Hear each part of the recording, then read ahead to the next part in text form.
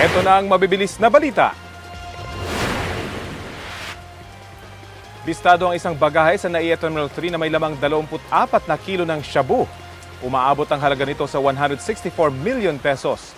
Ayon sa mga otoridad, galing Toronto, Canada at may layover sa Hong Kong ang pasaherong may dala ng bagahe.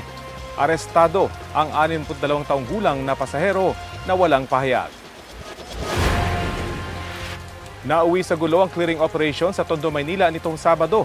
Sa gitna niyan, nagpaputok ng baril ang kapitan ng barangay.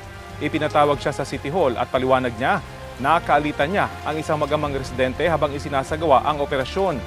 Hinawat daw niya kasi ang mag-ama na sinusugod ang isa sa mga barangay tanod doon. Itinanggi naman ito ng mag-ama dahil nagsimula raw ang gulo ng baklasin ng trapal sa kanilang bahay kahit may napagkasunduan na raw umano sila. Mahaharap ang kapitan sa reklamong illegal discharge of firearms at grave threats habang reklamong direct assault naman ang kaharapin ng nakaalitan niya.